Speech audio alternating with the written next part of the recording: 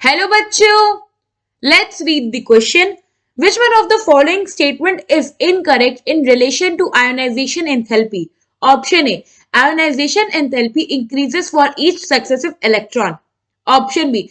The greatest increase in ionization energy is explained by removal of electron from core noble gas configuration. Option C. End of valence electron is marked by a big jump in ionization enthalpy. And option D. Generally, removal of electron from orbital bearing lower n value is easier than from orbital having higher n values. So, question में क्या कह रहा है कि हमें बताना है इनमें से कौन सा हमारा स्टेटमेंट इनकरेक्ट है रिगार्डिंग आयोनाइजेशन एंथैल्पी। तो हम एक एक करके अपने स्टेटमेंट को समझते हैं। पहला स्टेटमेंट क्या कह रहा है कि जो आयोनाइजेशन एनर्जी है वो इंक्रीज करता है हर सक्सेसिव इलेक्ट्रॉन पे। तो बेसिकली होता क्या है कि each successive ionization energy is always greater than the previous ionization energy.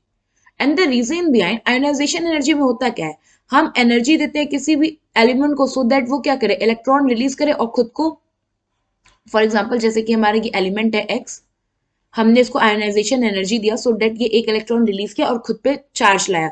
तो जैसे जैसे चार्ज इंक्रीज होगा, सो बेसिकली जैसे जैसे magnitude of charge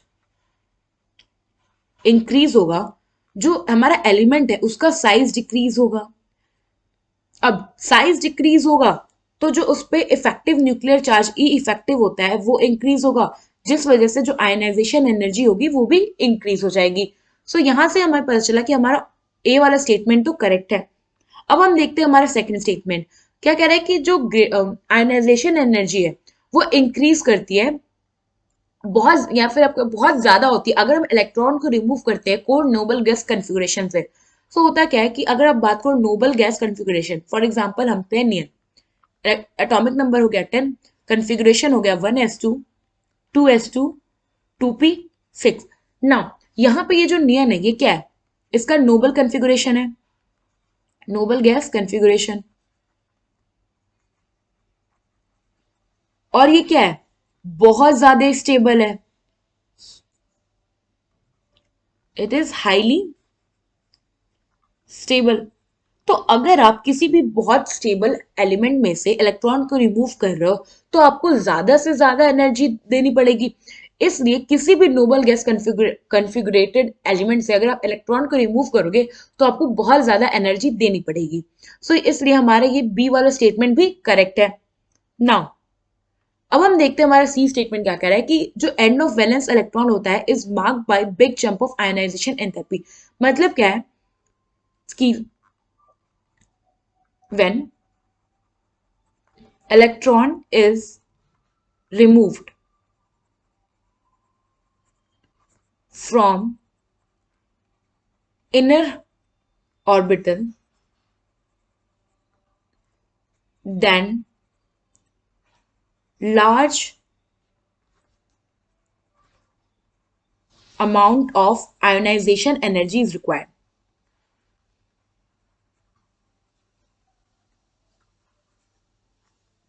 As compared with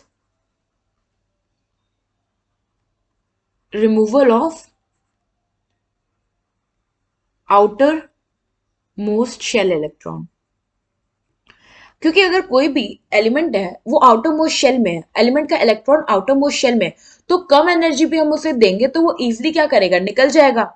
but अगर वो मतलब मान लीजिए इनर मोस्ट इलेक्ट्रॉन, जैसे कि आप देख लो, हम नियन का एग्जांपल लेके चले या फिर हम ऐसे लेते हैं सोडियम का एग्जांपल से समझते हैं।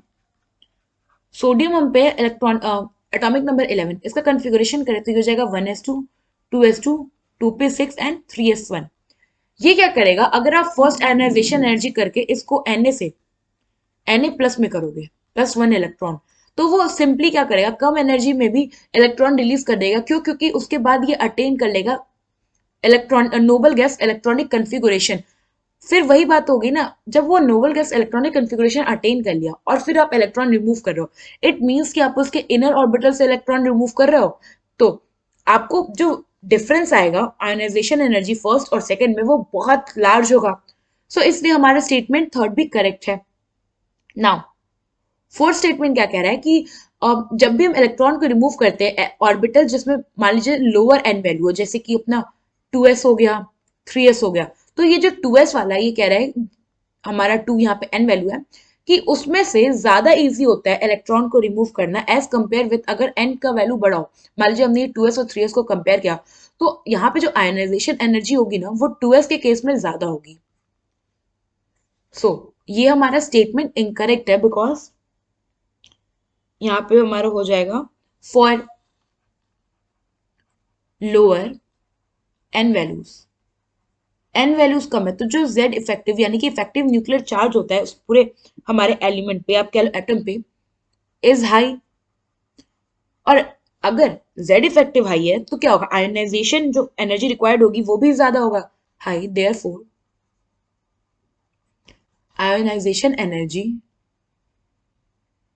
Required is also high. ना क्वेश्चन में हमसे क्या पूछा था कि इनमें से कौन सा स्टेटमेंट इनकरेक्ट है रिगार्डिंग आयोनाइजेशन एंथैल्पी।